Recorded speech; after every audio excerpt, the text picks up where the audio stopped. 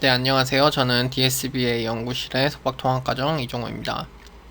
오늘 발표할 논문은 Contrastive Learning for Sequential Recommendation이라고 하는 논문이고요. 그리고 이제 CGIR 2021 최근에 발표된 논문이고, Contrastive Learning 자체가 올해 굉장히 이슈가 많이 되었기 때문에 해당 논문을 좀 준비를 했고요. 이거를 이제 사실 이제 Sequential Recommendation 분야에서 큰 발전이 없었는데 버트포렉이라는 논문을 쓴 저자가 이제 최근에 2년 후 정도 후에 컨트라스티브 러닝을 통해서 성능의 개선이 있었던 것을 논문을 썼기 때문에 제가 좀 관심 있게 쳐다보고 오늘 준비를 했습니다. 네, 사전 지식 좀 필요한 거 간단하게 조금 설명을 드리고 본 논문의 프레임워크 설명하도록 하겠습니다. 네, 먼저 인트로덕션입니다. 기존에 이런 추천 시스템에서 제 세미나를 좀 들었던 분들은 많이 아시겠지만 학습 자체가 이제 페어 단위로 학습이 되는데, 그런 페어 단위로 학습된다는 게 무슨 얘기냐면은 결국에는 유저가 포지티브 피드백을 그러니까 선호를 한다라는 아이템에 대한 정보가 있고, 사실 저희가 이제 싫다라는 정보는 없기 때문에 그러한 정보를 반영하기보다는 유저가 피드백을 주지 않았던 아이템을 네거티브 아이템이라고 정의를 하게 됩니다. 즉 이제 인터랙션이 없는 아이템을 네거티브 아이템이다 라고 설명을 하고 있는데, 이제 그 학습이 되는 과정에서 예전부터 이거는 이슈가 많이 됐던 건데, 이제 샘플링 자체를 잘못하면은 랭킹 로스 자체가 학습이 잘 안되는 부분이 많이 생깁니다. 그래서 최근 연구들에서는 하드 네거티브라고 해서 좀 학습에 도움이 될 만한 네거티브를 잘 선정을 하자, 이게 굉장히 중요한 이슈로 떠올라서 샘플링 자체도 논문화가 많이 됐었고요.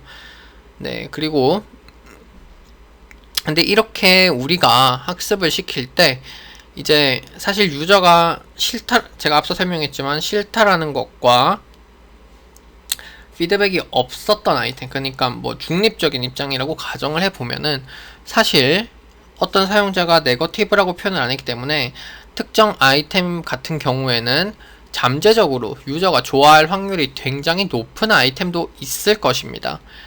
그런 상황에서 저희가 일괄적으로 네거티브라고 가정을 하고 학습을 시키는 것 자체가 가정이 조금 잘못됐다라고 설명을 하고 있습니다. 그렇기 때문에 우리는 각 유저마다 이런 식으로 포지티브 정보가 있고 이제 랜덤하게 샘플링을 해서 사용을 하는데, 앞서 위에서 언급한 것처럼 false negative 샘플 자체가 이제 유저가 좋아할 만한 아이템에도 불구하고 추천이 안 되는 그런 경향이 생길 수도 있다라는 것을 설명하고 있습니다. 네, 두 번째로 sequential recommendation이 이제 사용되게 된 이유와 여기에서 좀 힘들었던 점이 무엇인지를 설명을 드리도록 하겠습니다. 기존에 있었던 이제 제일 처음으로 대표되는 모델 중에 이제 사스렉이라는 이제 모델이 있는데, 이 모델은 GRU를 이용한 모델입니다. 그리고 어텐션을 이용을 해서 학습을 시켰는데, 어쨌든 저희가 이제 GRU를 사용한다는 것 자체가 이 그림처럼 롱텀 시퀀시 정보를 반영하기가 힘들기 때문에 이전에 유저가 사용했던 정보에 대해서 포겟팅이 되는 부분이 있습니다. 그래서 이제 해당 문제점을 해결하기 위해서 이제 트랜스포머 기반의 모델들이 이 문제를 해결할 수 있다라고 생각을 했고, 이제 유저들이 이런 트랜스포머 기반의 모델들을 통해서 이제 컨텍스트가 좀 긴 것에 대해서도 어텐션을 통해서 학습을 굉장히 잘 할 수 있음을 실험적으로 보여준 논문입니다. 네, 그리고 이제 마지막으로 오늘 이제 접목할 개념 중에 하나인 Self Supervised Learning에는 SSL이라고도 요즘 약자로 많이 불리는데, 이제 언라벨드 데이터들이 있을 때, 이런 언라벨드 라벨이 없을 때 데이터를 리프레젠테이션 할 수 있는 방법론으로 많이 언급되고 있습니다. 대표적으로 두 가지 케이스로 나눠서 볼 수 있는데, 프레딕션 태스크 그리고 디스크리미네이션 태스크로 나눌 수 있습니다. 프레딕션 태스크라고 하면 사실 이제 저희가 비전이랑 NLP에서 많이 사용되고 있는 방식입니다. 비전에서는 이미지를 회전을 시키거나 아니면 패치를 나눈 다음에 해당 패치가 어디 포지션에 있는가, 혹은 이제 로테이션 같은 경우는 얼마만큼 회전했는가, 이런 것 자체를 이제 맞추는 겁니다. 사실 이제 뭐 라벨이 없어도 이런 거는 조작을 할 수 있기 때문에 충분히 예측 태스크를 통해서 SSL을 할 수 있는 거죠. 그리고 NLP에서는 대표적으로 사용되는 방식인 마스킹 혹은 문장의 순서를 재구성을 하는 이런 오더링 태스크를 수행하게 되는데, 이러한 방법들을 기존에는 이용을 해서 사스렉, 버트포렉 같은 추천 시스템 논문에 적용을 해서 소타 성능을 이끌어냈었습니다. 네, 이와 이제 추가로 이제 이런 방법들에서 추가로 디스크리미네이션 태스크로 컨트라스티브 러닝이 대표되는데요. 해당 방법론은 두 개의 샘플을 비교를 한 후에 두 개의 샘플 페어의 포지티브 그리고 네거티브를 지정해 두고, 이제 포지티브와 네거티브 페어를 통해서 포지티브를 조금 더 표현해 줄 수 있는 리프레젠테이션을 만들고, 그리고 네거티브인 부분에 리프레젠테이션을 학습해서 두 개의 학습 공간을 좀 분리시키는 그런 식의 개념이다 라고 생각을 하시면 되고요. 대표적으로 비전에서 이제 CMCRR 같은 논문에서 이제 활용이 대표적으로 됐다라는 것을 볼 수 있고, 저희 연구실에서 세미나 주제로 다뤄서 있으니까 혹시 한번 꼭 찾아보시기를 바라고요. 이런 방법을 이제 앞서 설명했던 버트포렉, 산스포렉 같은 방법 트랜스포머 기반의 이런 여기선 사실 이제 마스크 랭귀지 모델을 사용했는데, 그런 식의 방법과 더불어 함께 사용해서 성능을 높인 논문이다 라고 생각하시면 될 것 같습니다. 네, 그럼 이제 논문의 프레임워크를 간략하게 설명해 드리도록 하겠습니다. 본 논문의 전체 프레임워크가 이렇게 조금 복잡하게 이루어져 있는데, 저희가 우선적으로 오른쪽에 있는 제가 빨간색으로 표시해 놨는 어떻게 일단 이 시퀀스 자체를 표현을 할까라는 부분부터 확인해 보도록 하겠습니다. 네, 사실 좀 처음 듣는 분도 계실 것 같아서 이 시퀀스, 그러니까 아이템의 시퀀스가 무엇인가, 이 태스크가 어떻게 이루어지는가에 대해서 차근차근히 설명드리도록 하겠습니다. 시퀀스라고 하면 한 유저가 어떤 홈페이지나 사이트에 들어갔을 때 이제 구매를 했는 이력들이 로그 기록으로 다 남아 있습니다. 꼭 구매가 아니더라도 내가 어떤 아이템을 클릭했다, 혹은 좋아요, 뭐 이런 즐겨찾기 이런 거에 뭐 찜하기, 이런 것들이 다 로그에 라벨로 남아있게 되는데, 어쨌든 봤다라는 것에 대해서 긍정적인 시그널이다 라고 가정을 하고, 그런 아이템의 순차적인 부분들을 다 그 정리를 해 놨는 것이 유저의 시퀀스다 라고 할 수 있겠습니다.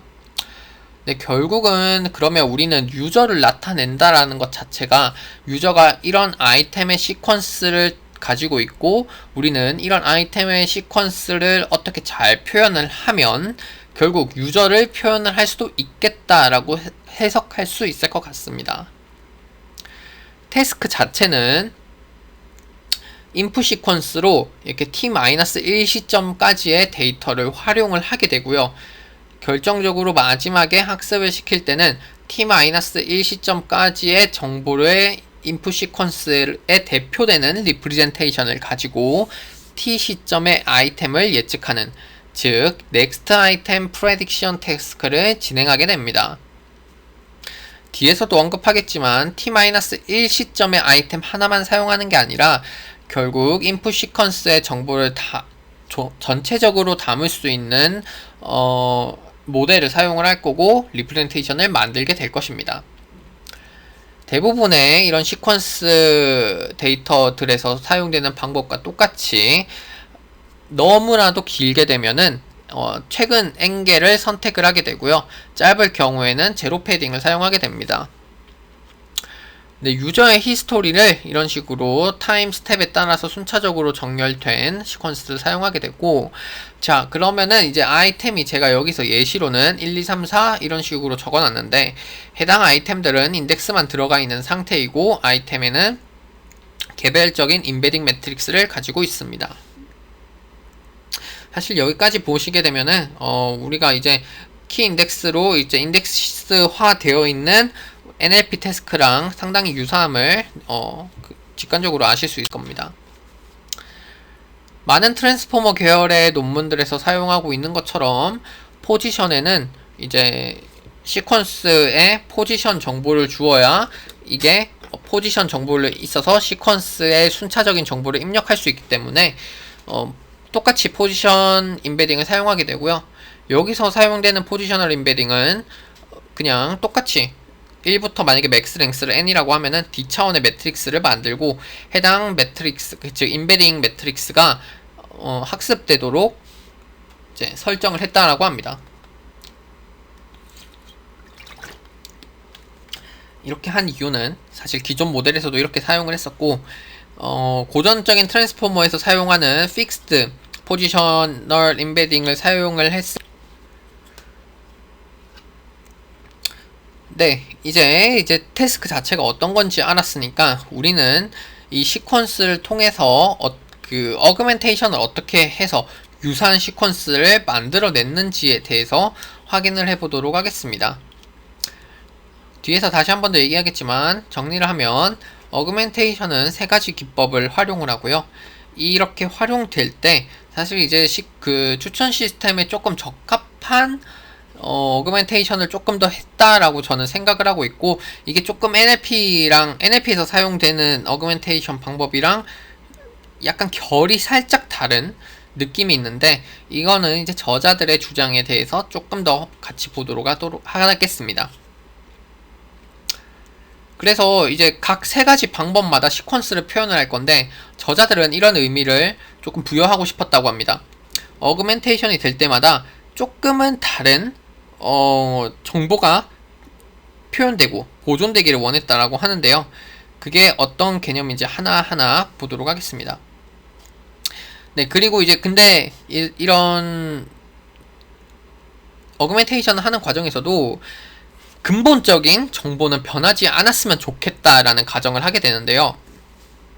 예를 들어 이미지에서 우리가 뭐 크로핑을 하거나 아니면 로테이트, 뭐 패치 단위로 쪼개서 썼거나 이런 식으로 해도 개와 고양이라는 이미지가 가지는 그 개와 고양이의 특징 자체는 보존된다라는 것과 유사한 방법으로 사용을 했다라고 이해하시면 될 것 같습니다. 어그멘테이션 오퍼레이터가 사실 이 논문에서 제일 큰 저는 컨트리뷰션이라고 생각을 하는데, 사실 뭐 NLP에서 많이 쓰는 방법이라서 이게 왜 그렇게 큰 컨트리뷰션이 있을까라고 생각을 할 수 있겠지만, 컨트리뷰션으로 가져간다라는 것 자체가 추천 시스템에 적합한 어그멘테이션을 조금 사실 사용을 했다라고 주장을 하고 있고, 각 어그멘테이션이 그냥 뭐 임의로 사용한 게 아니라 어떤 특정한 목적을 가지고 설정을 했다라는 게 저는 의미가 있다라고 생각을 하고 있습니다. 네, 방법론에 대해서 이제 순차적으로 한번 보도록 하겠습니다.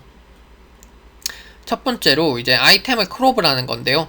크롭을 한다라는 것의 의미 자체를 이제 로컬 프리퍼런스 자체를 보여준다라고 생각할 수 있는데, 네, 우선적으로 이렇게 크롭을 할 때 그냥 이제 저자들은 에폭을 돌 때마다 계속해서 변경되는 크롭을 사용했다라고 합니다.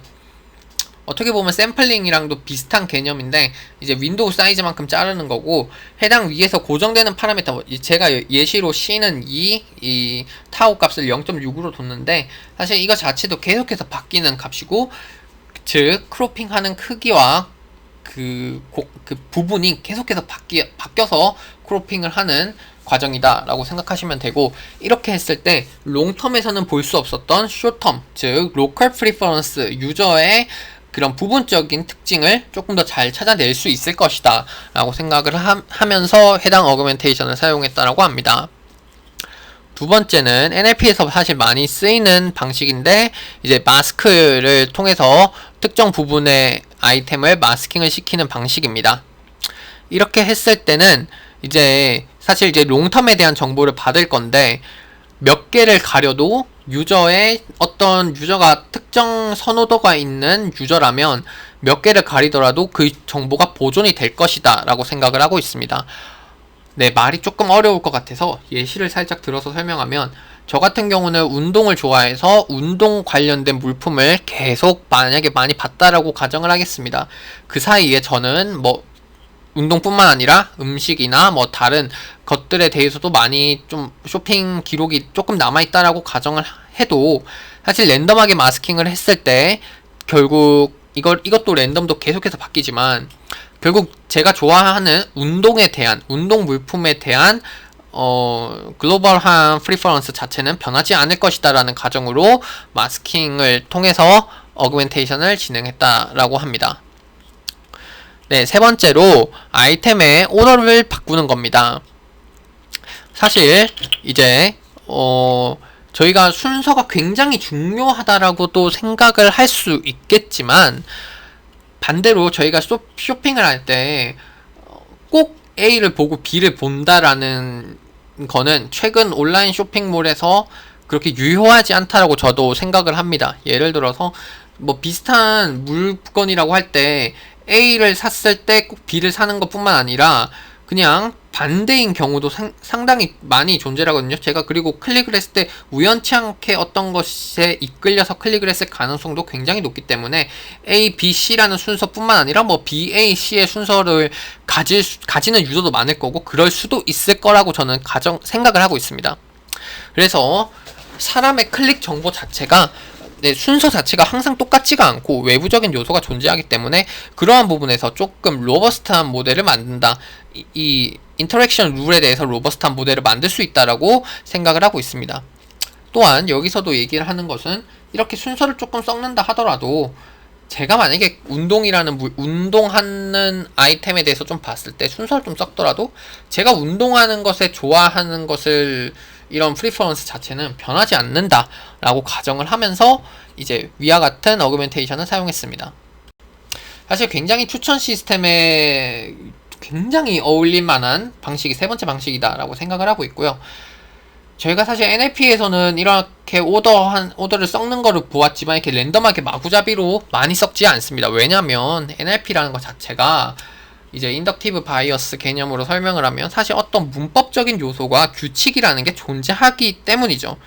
그래서 그 규칙에서 벗어나게 되면은 사실 이런 의미 자체가 잘못될 수도 있고 잘못된 문장일 수도 있기 때문에 그런 식으로 접근은 이제 도메인에 따라서 조금 다른데 본 저자들은 이런 식으로 추천 시스템에 조금 걸맞는 어그멘테이션을 고민을 많이 했는 흔적이 조금 보입니다. 네, 이제 트랜스포머 인코더에 대해서 보도록 하겠습니다. 저기 초록색으로 표시된 부분이 트랜스포머 인코더인데 특이하게도 이렇게 세 가지 트랜스포머 인코더 같은 경우에는 파라미터를 웨이트를 쉐어를 하는 구조로 사용을 하게 되고 단방향으로 진행되는 디코더와 비슷한 트랜스포머죠. 그래서 그 트랜스포머 인코더라고 적혀 있지만 우리가 흔히 아는 디코더 트랜스포머다라고 생각하시면 되고 단방향으로 진행되는 트랜스포머입니다. 사실 이제 제가 트랜스포머를 여기에서 막 엄청나게 자세히 다루는 거는 큰 컨트리뷰션이 없고 사실 이제 트랜스포머는 최근에는 굉장히 많은 사람들이 아는 부분이니까 그림으로서 간단하게만 설명을 드리도록 하겠습니다. 뭐 아이템의 시퀀스가 있을 때 아이템의 인덱스가 위와 같이 있을 거고 해당 인풋 시퀀스를 쿼리 키 밸류로 이런 식으로 나눌 수 있습니다. 쿼리와 키에 이렇게 셀프 어텐션 맵을 통해서 이런 식으로 만들고 밸류 값에다가 곱해주고 스케일 파라미터를 적용한 후에 소프트맥스를 계산을 해서 어텐션을 통해서 한 레이어를 거치면은 우리가 이제 나오는 값을 이런 식으로 정의를 할 수 있을 겁니다. 그리고 앞서 말했듯이 단방향 모델이기 때문에 우리는 저 빨간색 부분을 이제 마이너스 무한대로 해서 마스킹 처리를 하겠습니다. 네, 그래서 이렇게 밸류 값이 이렇게 있을 때 어텐션을 적용을 해서 결국에는 이제 이 그림을 잘 봐야 되는데 파란색 박스가 있는 부분에 대해서 파란색 박스 같은 경우는 어텐션이 5번과 2번에 걸리기 때문에 5번과 2번의 가중평균이라고 생각할 수 있고 빨간색 박스 경우에는 5번, 2번, 3번 아이템에 대한 가중합이기 때문에 3번의 벡터는 5번, 2번, 3번에 대한 정보를 가지고 있다라고 생각할 수 있겠습니다. 네, 마찬가지로 그러면은 파이널 아이템 4번은 결국은 전체 아이템에 대한 어텐션이 걸린다라는 뜻이고 즉 4번 아이템, 라스트 아이템에 대한 리프레젠테이션을 한다는 거는 전체 아이템을 통틀어서 표현을 한다라고 이해를 할 수도 있겠습니다. 즉 이렇게 표현을 한 마지막 파이널 벡터는 유저를 대표하는 파이널 유저 리프레젠테이션이다 라고 설명을 할 수도 있겠습니다. 사실 가정이 약하긴 한데 이렇게 본 저자들이 설명을 하는 것 자체가 파이널 시퀀스를 잘 표현을 시퀀스 자체를 잘 표현을 할 수 있는 게 결국 파이널 벡터가 가지고 있는 역할이다 라고 설명을 하고 있습니다. 사실 이러한 부분이 문제가 많이 돼서 최근에는 이제 그 CLS 토큰 같은 경우를 사용을 해서 사실 대표하는 벡터를 조금 더 표현을 해주는 방식을 사용한다라고 알고 있는데, 이제 이런 거는 만약에 개선을 한다면은 더 나은 모델이 나올 수 있는 부분이다라고 생각하고 있습니다.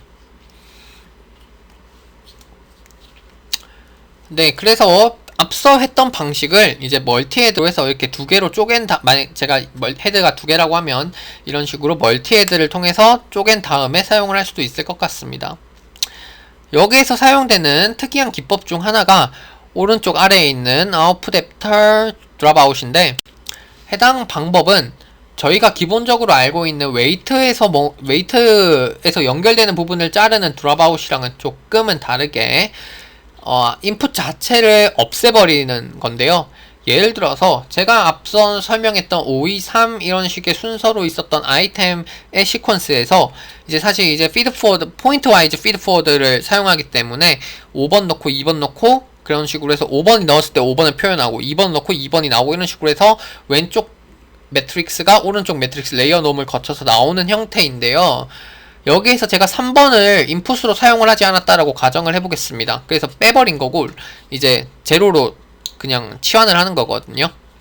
사실 이렇게 했을 때 이제 아이템 순서가 저게 하나가 없더라도 시퀀스를 표현을 할 때 조금 로버스트함을 상승시킨다라고 하는 저자들의 생각을 조금 반영했다라고 생각하시면 되고, 실제로 이게 효율이 좋았다라고 합니다.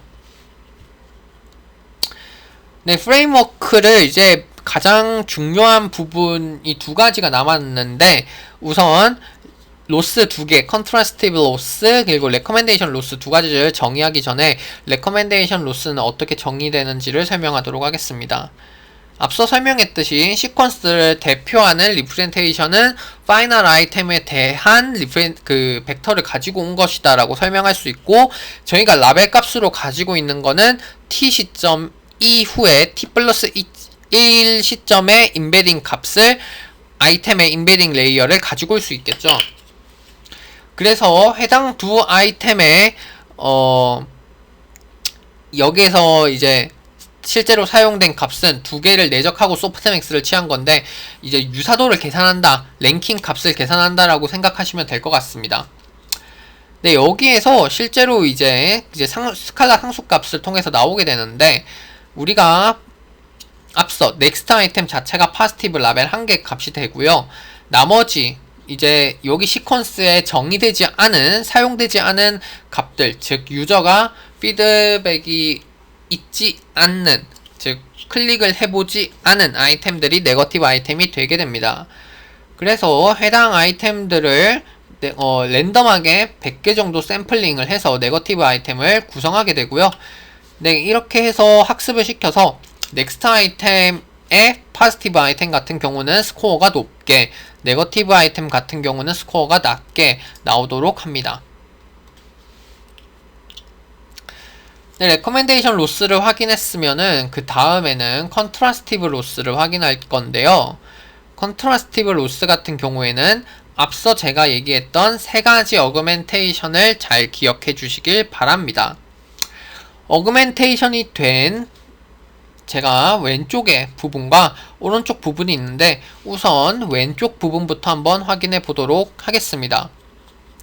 우선 확인할 거는 트랜스포머 블럭에는 어그멘테이션을 해서 들어간다라는 것까지 이해해 주시면, 네, 컨트라스티브 로스 펑션에 대해서 확인해 보도록 하겠습니다. 미니 배치에는 사실 이제 유저 단위로 이제 시퀀스가 들어가게 되는데, 유저 1, 유저 2, 유저 3가 있다라고 가정을 해보겠습니다. 미니 배치마다 사실 이제 어그멘테이션 되는 오퍼레이션 자체는 다양하게 랜덤하게 사용이 되는데, 우선 유저 1의 어그멘테이션을 걸어서 두 가지의 어그멘테이션을 만들었고, 각 유저마다 이런 식으로 해서 2배가 되는 이제 시퀀스를 만들었다라고 가정을 하겠습니다. 이렇게 만들었을 때 우리는 저 유저 1으로 만들어진 물결 표시, 그리고 제가 이제 세로로 저 줄무늬 표시, 저 두 개는 사실 똑같은 유저에서 만들어진 어그멘테이션이기 때문에 저 두 개는 유사하게 인코딩이 되어야 되겠죠. 그래서 저 두 개를 파지티브 페어라고 가정을 하겠습니다. 같은 유저에서 온 걸 파지티브 페어라고 하고, 다른 유저의 정보를 네거티브라고 하겠습니다. 즉 저는 이제 유사하게 만들 건데, 시퀀스 자체를 내가 같은 유저에서 만들어진 어그멘테이션은 같은 값으로 같은 것으로 하겠다. 그리고 다른 유저에서 온 거는 좀 유사하지 않게 만들겠다라는 게 컨트라스티브 러닝입니다. 이런 식으로 유저를 돌면서 유저 1 기준, 유저 2 기준, 유저 3 기준으로 컨트라스티브 러닝을 진행을 하게 됩니다. 최종 로스는 앞서 설명했던 레커멘데이션 로스와 컨트라스티브 로스 두 개를 같이 이제 파라미터로 조정을 해서 사용하는 두 가지 로스를 같이 사용하게 되고요. 네, 이제 실험을 조금 보도록 하겠습니다. 기존에 사용하고 있던 데이터셋, 뭐 뷰티, 스포츠, 옐프, 그리고 무브렌즈 같은 데이터셋을 사용을 하게 되고요. 해당 데이터들은 단순히 이제 클릭에 대한 여부를 사용하는 데이터도 있고, 무브렌즈 같은 경우는 원래 척도가 5점 척도인데 거기에서 5점 받은 거를 이제 긍정의 시그널로 확인을 한다 라고 해서 이제 5점을 받은 거를 이제 인터랙션 1이다 라고 하고, 나머지를 그냥 네거티브 0으로 둬서 바이너리로 두는 그런 데이터셋이다 라고 생각할 수 있습니다. 평가 지표로는 일반적으로 사용하는 히트 레이시오 지표, 그리고 순위에 대한 지표를 반영해 줄 수 있는 NDCG 값을 사용하게 됩니다. 실제로 이제 대부분 그 모델들이 이제 특징이 있는데, 이제 팝 같은 경우는 이제 원래 대표적으로 인기가 많은 거를 추천해 주는 건데 당연히 굉장히 성능이 안 좋습니다. 네, 그리고 이제 모델을 오더에 대한, 즉 시퀀스를 고려하지 않는 모델 같은 경우에는 넥스트 아이템을 예측하는 것 태스크에서는 상당히 좋지 않은 그런 결과를 나타낼 수가 있고, 이제 반대로 이제 시퀀셜 모델 같은 경우에 성능이 어느 정도 더 좋아지는 거를, 급격하게 좋아지는 걸 확인할 수 있습니다. 그리고 이거 제가 확인을 못 해봤는데, 이제 그 그래프 네트워크를 사용을 하는 게 시퀀스, 그래프 에세이 저거 논문 자체가 시퀀스 자체를 그냥 그래프로 노드로 이렇게 이어서 유저 자체를 그 하나의 그래프로 표현을 하는 방식인데, 위 경우가 사실 원래 성능이 굉장히 좋았다라고 했는데, 이게 뭐 자기들이 다시 구현을 한 건지 아니면은 그냥 원래 논문에 있던 값인지 그거 정확하게는 모르겠으나 어느 정도 성능의 차이가 조금 나는 거를 좀 보여주고 있고요. 그리고 이제 CL 로스를 사용했던 모델들에 대비해서 자신들이 제안한 컨트라스티브 로스 자체가 훨씬 더 좋았다라고 보여주고 있습니다. 근데 이제 어그멘테이션이 과연 성능 향상에 기여를 하는가에 대해서 본 저자들이 어그멘테이션을 따로 수행을 해서 성능 변화를 확인을 했다라고 합니다. 즉 저렇게 초록색으로 표시된 부분이 어그멘테이션을 수행하지 않았을 때 결과고, 이제 저기 각 파란색, 주황색, 빨간색 부분이 어그멘테이션을 수행했을 때 결과다라고 보시면은 될 것 같습니다. 네, 그래서 일단 결과적으로 일단 우선 얘기를 드리면은, 어떤 어그멘테이션이 베스트다, 좋다라고는 단정 지을 수 없다라는 게 저자들의 결론이고요. 네, 이제 그 이유 자체를 조금 더 부연 설명을 드리면은, 제가 처음에 언급한 것처럼 데이터셋 그리고 유저들에게서 뽑아야 되는 정보 자체가 어그멘테이션에 따라서 달라진다라는 걸 가정을 하고 있습니다. 즉 이제 순서가 중요하지 않을 경우, 좀 로버스트한 모델을 만들어야 될 경우에는 리오더 데이터셋, 리오더 어그멘테이션이 효과가 좋을 것이고요. 반대로 전체 롱텀에 대한 정보를 봐야 될 때는 마스크, 그 숏텀에 대한 정보를 봐야 될 때는 크롭이 좋겠죠. 그런 식으로 어그멘테이션 세개가 보는 게 다르다라는 것을 실험적으로 증명을 해서 보여주고 있습니다. 네, 그래서 앞서 설명했듯이 제가 그 CL 로스를 적용을 할 때와 그냥 이제 원래 기존의 사스렉 같은 경우에 넥스트 아이템 프레딕션 로스를 사용하게 되는데, 일반적으로 그 적절하게 비율로 CL 로스를 적용을 하면 성능에 향상이 있더라라는 것을 실험적으로 보여주고 있고, 이제 그리고 파라미터 자체가 커질수록, 즉 컨트라스티브 로스 자체가 좀 커질수록 이제 성능 자체가 조금 더 안 좋다라는 것을 실험적으로 보여주고 있습니다. 네, 그리고 이제 어그멘테이션에 대해서 앞서 실험에서도 보여줬지만, 이제 데이터 어그멘테이션 관점에서 그냥 실험을 조금 더 했을 때 데이터 어그멘테이션 관점에서도 성능 향상이 유의미하게 있었다라는 것을 보여주고 있고요. 그리고 CL 로스까지 이제 적용을 할 때 더 좋아진다라는 것을 보여주고 있습니다. 네, 저자들이 사실 이제 굉장히 많은 실험을 해서 저 같은 경우에는 되게 재밌게 읽을 수 있었던 논문인데, 마지막으로 제가 계속해서 강조할 때 이 Final Item Representation이 과연 유저를 대표할 수 있는 방식일까라는 부분에 저는 상당히 의문을 솔직히 가지고 있었는데, 예를 들어 학습이 제대로 되지 않는다라면 어텐션에 걸리는 그냥 라스트 아이템이 결국 유저를 대표하지 않을까라는 좀 의문을 조금 들었었습니다. 근데 이제 이거는 저희가 그러니까 원래 사용하지 않은 데이터인데, 이걸 통해서 정말 재밌는 실험을 했습니다. 그 옐프 데이터셋에서 사실 팔로우를 통해서 친구 여부를 확인할 수 있는데, 일단 이것도 가정이 깔리죠. 그 친구들은 비슷한 주제를, 비슷한 프리퍼런스를 가질 것이다라는 가정을 하게 되는데, 결국 그 유저들을 다 나열을 하고 친구인 사람들을 샘플링해서 유사도를 비교를 했을 때와 그 CLS4렉랑 SAS4렉에서 비교를 했습니다. 두 개를. 근데 이제 이렇게 보면은 그 친구들이 더 유사하게 표현이 되는 게 이제 컨트라스티브 로스를 사용을 했을 때다라고 설명을 하고 있습니다. 그래서 어느 정도 이제 이거는 조금 유의미하다라는 것을 일단 보여주고 있고, 랜덤하지 않다라는 걸 보여주고 있고, 라스트 아이템 리프레젠테이션으로도 유저를 표현할 수 있다라는 걸 보여주고 있고, 그리고 이제 컨트라스티브 로스를 사용했을 때 그게 더 잘 된다라는 것을 실험적으로 보여주고 있습니다. 사실 이제 약점이 조금 많은 논문이긴 한데, 지금 보이는 장표에서 라스트 아이템 리프레젠테이션 자체를 유저로 한다라는 것 자체도 사실 어느 정도 굉장히 가정이 많이 깔리는 부분이 있어서, 이러한 부분에서는 이제 다른 방법이 저는 더 좋을 거다라고 생각을 하고 있고, 하지만 컨트라스티브 로스 자체가 사실 이제 추천 시스템에서도 유저에 대한 정보를 굉장히 얻기가 힘들기 때문에 그러한 부분에서 학습의 성능을 높여줄 수 있다. 라벨이 없는 데이터셋에서 특별한 장치 없이도 그 학습의 성능을 높일 수 있다는 건 저는 굉장히 큰 장점이다라고 생각하고 있습니다. 이상 세미나 마치도록 하겠습니다. 감사합니다.